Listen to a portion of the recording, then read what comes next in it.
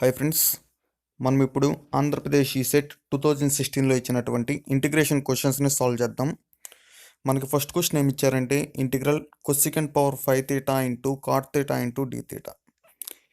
ఇప్పుడు చూడండి ఫ్రెండ్స్, దీని ఇప్పుడు ఎలా రాస్తున్నాను, integral cosecant power 4 theta into cosecant theta into cot theta d theta. ఇప్పుడు నేను కొసికెంట్ తీటాని టీ అని చెప్పి తీసుకుంటున్నాను.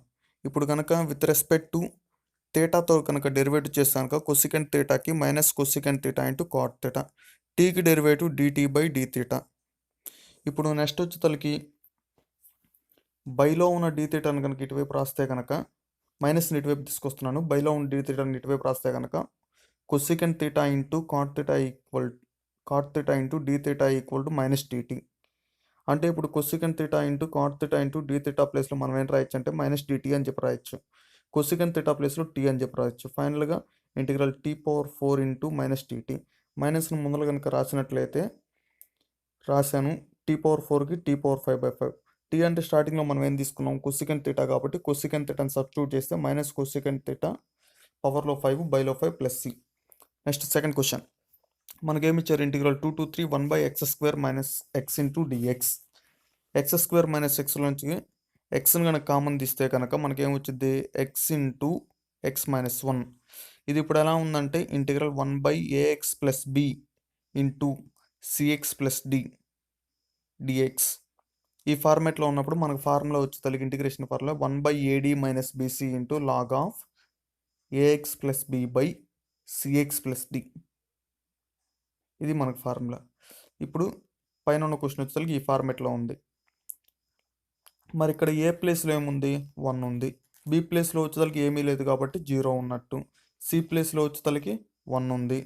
డి ప్లేస్లో వచ్చేసరికి నెక్స్ట్ డి ప్లేస్లో వచ్చేసరికి -1. పైన ఉన్న ఫార్ములాలో మనం సబ్స్టిట్యూట్ చేసేటప్పుడు 1/ad మైనస్ బీసీ. 1 ఇంటూ -1 అంటే -1, మధ్యలో minus. B into C 0 into 1 అంటే 0. లాగ్ ఆఫ్ ఫస్ట్ టర్మ్ అంటే ఎక్స్ బైలో second term x minus 1. Limits వచ్చేసరికి 2 to 3 మైనస్ ఉంది కాబట్టి మైనస్. ఫస్ట్ అప్పర్ లిమిట్ రాస్తే ఏమైంది, అప్పర్ లిమిట్ కనుక రాసినట్లయితే లాగ్ ఆఫ్ 3/3 మైనస్ 1 అంటే 2, log of 3/2 minus. Lower limit రాస్తే లాగ్ ఆఫ్ 2/2 మైనస్ 1 అంటే 1. ఇది ఇప్పుడు మళ్ళీ ఎలా ఉంది, బ్రాకెట్ లోపలిది log a minus log b అంటే ఫార్ములా వచ్చేసరికి log of a by b కాబట్టి లాగ్ ఆఫ్ 3/2 బైలో వచ్చేసరికి 2. ఫైనల్గా ఏమొస్తుంది మైనస్ లాగ్ ఆఫ్ 3/2 2 జర్ 4. మైనస్ అనేది లోపల తీసుకెళ్తే కనుక పైది కిందకి కింద పైకి మారుతుంది కాబట్టి లాగ్ ఆఫ్ 4/3.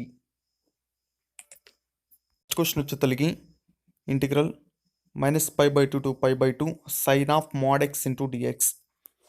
ఇప్పుడు మనకి ఇది వచ్చేసరికి ఈవెన్ ఫంక్షన్. ఈవెన్ ఫంక్షన్ కనుక ఇస్తే కనుక మనం ఎలా రాయొచ్చు అంటే 2 ఇంటూ ఇంటిగ్రల్ -π/2 నుంచి π/2 దాకా ఉన్నదాన్ని 0 to π/2 అని చెప్పి రాసుకోవచ్చు. Sine of mod x value అనేది 0 నుంచి π/2 దగ్గర ఎక్స్ కాబట్టి ఎక్స్ అని చెప్పి రాయొచ్చు. X into dx. ఫైనల్గా 2 ఇంటూ సైన్ ఎక్స్కి వచ్చేసరికి మైనస్ కాస్ ఎక్స్, లిమిట్స్ వచ్చేసరికి 0 నుంచి π/2 దాకా. ఫస్ట్ కనుక అప్పర్ లిమిట్ రాస్తే కనుక మైనస్ కాస్ π/2 0 మైనస్, ఇక్కడ మైనస్ ఉంది కాబట్టి ప్లస్ అయిపోతుంది, కాస్ 0 1.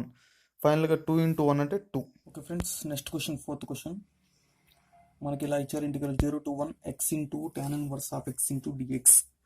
మనకి డైరెక్ట్ ఫార్ములా ఉంది, integral x into tan inverse of x into dx అంటే formula x²/2 into tan inverse of x minus 1/2 into x minus tan inverse of x plus C. ఇది formula, direct formula ఉంది. ఈ formula రాస్తున్నాను, x²/2 into tan inverse of x minus 1/2 into x minus tan inverse of x. లిమిట్స్ని కనుక apply చేస్తున్నాం. First upper limit రాస్తే 1/2, ఇక్కడ X ప్లేస్లో 1 రాస్తే tan inverse of 1. tan inverse of 1 అంటే π/4 కాబట్టి π/4 రాశాను. మైనస్ 1/2 ఇంటూ ఇక్కడ 1 మైనస్ ఇక్కడ కూడా tan ఇన్వర్స్ ఆఫ్ 1 అంటే π/4. అప్పర్ లిమిట్ రాసేసి అయిపోయింది. తర్వాత మైనస్ పెట్టుకొని లోయర్ లిమిట్ రాయాలి. ఎక్కడ రాయాలి, ఎక్స్ ఉన్న దగ్గర రాయాలి. ఇక్కడ 0 రాసాను, 0 ఈ టర్మ్ మొత్తం మైనస్. ఇక్కడ 0 రాస్తే ఈ టర్మ్ 0. ఇక్కడ 0 రాస్తే tan ఇన్వర్స్ ఆఫ్ 0 అంటే 0 కాబట్టి 0. ఫైనల్గా 5/8 మైనస్ 1/2 ఇంటూ 1 అంటే 1/2. ఇక్కడ మైనస్ ఇక్కడ మైనస్ ప్లస్ 1/2 ఇంటూ 5/4 అంటే 5/8. ఇక్కడ ఒక 5/8 ఉంది, ఇక్కడ ఒక 5/8 ఉంది, రెండు ఉన్నాయి కాబట్టి 2π/8. 2π/8 అంటే 5/4. కాబట్టి ఫైనల్గా ఆన్సర్ వచ్చేసరికి 5/4 minus 1/2. Next question, limit n tends to infinite sigma r equal to 0 to n/n² plus r². దీన్ని ఇప్పుడు ఎలా రాయొచ్చు? Limit n tends to infinite sigma r equal to 0 to n. ఇక్కడ n²ని కామన్ తీస్తున్నా, n²ని కామన్ తీస్తే 1. మరి ఇక్కడ n² ఉందా? లేదు. ఉంటే బయట రాయండి, లేకపోతే కింద రాసేయండి. లేదు కాబట్టి కింద రాసాం. ఇప్పుడు limit n tends to infinite 1/n sigma r equal to 0 to n by ఇక్కడ n²కి ఇక్కడ n క్యాన్సిల్ అయితే 1/n ఉంది, ఆ 1/n ఇక్కడ రాశాను. 1 ప్లస్ r/n హోల్ స్క్వేర్. ఇట్లా ఉంటే నాకు direct formula sigma 0 to 1 plus r/n ప్లస్లో ఎక్స్ రాయాలి కాబట్టి x² dx. ఓకేనా? ఈ ఫార్మెట్లో సెట్ చేసిన తర్వాత ఇక్కడ ఏదైతే ఉండిద్దో దాంట్లో r/n ప్లేస్లో మాత్రం ఎక్స్ పెట్టుకుంటే సరిపోతుంది. ఇక్కడ 0 టు n ఉంటే కనుక 0 టు 1, ఒకవేళ 0 టు 2n ఉంటే కనుక 0 to 2. Integral 1/1 plus x² into dx అంటే formula tan inverse of x. tan inverse of x limits వచ్చేసరికి 0 టు 1. ఫస్ట్ అప్పర్ లిమిట్ రాస్తే tan ఇన్వర్స్ ఆఫ్ 1 అంటే 5/4 మైనస్ లోయర్ లిమిట్ రాస్తాం అనుకున్నాం tan ఇన్వర్స్ ఆఫ్ 0 అంటే 0. ఫైనల్గా ఆన్సర్ వచ్చేసరికి 5/4. నెక్స్ట్ అదేవిధంగా 6th క్వశ్చన్ సాల్వ్ చేద్దాం. Integral 0 to 5/4 second power 6x into dx. దీన్ని ఇప్పుడు ఎలా రాస్తున్నాం? Integral 0 to 5/4 second power second square x whole square into second square x. మొత్తం 6 పవర్లో 6 రావాలి. 2 2 0 4, 4 ప్లస్ 2 అంటే 6 సరిపోయింది. సెకండ్ స్క్వేర్ ఎక్స్ అంటే మనకు ఫార్ములా ఉంది ఏంటంటే 1 ప్లస్ tan స్క్వేర్ ఎక్స్. పైన స్క్వేర్ ఉంది కాబట్టి square second square x into dx. ఇప్పుడు మనం tan ఎక్స్ని కనుక టీగా తీసుకుని డెరివేటివ్ చేస్తే కనుక tan ఎక్స్కి సెకండ్ స్క్వేర్ ఎక్స్, టీకి డెరివేటివ్ dt/dx. ఫైనల్గా second square x into dx value వచ్చేసరికి dt వస్తుంది. దీని నుంచి ఇప్పుడు ఏం రావచ్చు? లిమిట్స్ కనుక తీసుకుంటే ఈ లిమిట్స్ దేనికి? ఈ లిమిట్స్ ఎక్స్. మనకి ఇప్పుడు టీలో కన్వర్ట్ చేస్తున్నాం కాబట్టి టీ లిమిట్స్ రాసుకోవాలి. ఇక్కడ 0 పెడితే tan 0 0. ఇక్కడ 5/4 పెడితే tan 5/4 వాల్యూ వచ్చేసరికి 1 కాబట్టి 1 plus t² whole square. Second square x into dx అంటే ఏంటి? dt కాబట్టి dt రాసాయి. ఇది ఇప్పుడు ఎలా ఉంది? a plus b whole square లాగా ఉంది కాబట్టి దాన్ని ఎక్స్పాండ్ చేస్తే 1 plus 2t² plus t⁴ dt. 1కి ఇంటిగ్రేషన్ వచ్చేసరికి t plus 2 into t² integration t³ 3, t⁴కి t⁵/5. Limits వచ్చేసరికి మనకి 0 టు 1. ఫస్ట్ అప్పర్ లిమిట్ రాస్తే t1 దగ్గర 1 పెడదాం. అప్పుడు 1 ప్లస్ 2/3 ప్లస్ 1/5 మైనస్ లోయర్ లిమిట్లు రాస్తే కనుక 0 వస్తుంది. ఇక్కడ 5కి 3కి ఎల్సిఎం వచ్చేసరికి 15. 3 అనేది 15లో 5 టైమ్స్ పోతుంది కాబట్టి 5 ఇంటూ 2 10. 5 అనేది 15లో 3 టైమ్స్ పోతుంది కాబట్టి 3 ఇంటూ 1 అనేది 3. ఫైనల్గా 15 ప్లస్ 13 అంటే 28/15. Next question 7th question, the area bounded by y-axis and x equal to 4 - y² is. About y-axis అంటే x ఈక్వల్ టు 0 కాబట్టి ఇక్కడ x ప్లేస్లో 0 పెడితే కనుక మనకి లిమిట్స్ వస్తాయి. మనకి లిమిట్స్ వాడు అవ్వలేదు కాబట్టి మనమే కనుక్కోవాలి. x ప్లేస్లో 0 పెడితే కనుక 4 - y². దీని నుంచి ఇప్పుడు y² ఈక్వల్ టు 4. 4ని ఏమని రాయొచ్చు? +r - 2 హోల్ స్క్వేర్ అని చెప్పి రాయొచ్చు.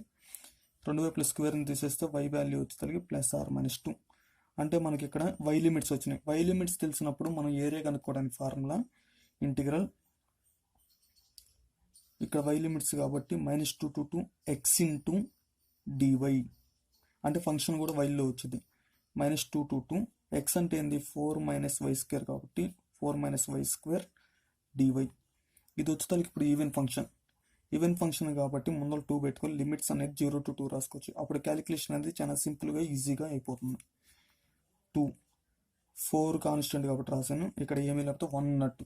1కి ఇంటిగ్రేషన్ y²కి ఇంటిగ్రేషన్ y³ 3. లిమిట్స్ వచ్చేసరికి 0 to 2. ఫస్ట్ అప్పర్ లిమిట్ రాస్తే 2 ఇంటూ 4 ఇంటూ 2 మైనస్ 2 క్యూబ్ అంటే 8/3 మైనస్ లోయర్ లిమిట్ కనుక ఇప్పుడు రాసామనుకున్నాం. లోయర్ లిమిట్ రాస్తే ఇక్కడ 0 మైనస్ 0. ఫైనల్గా ఇప్పుడు ఏమొస్తుంది 2 ఇంటూ 8 మైనస్ 8/3.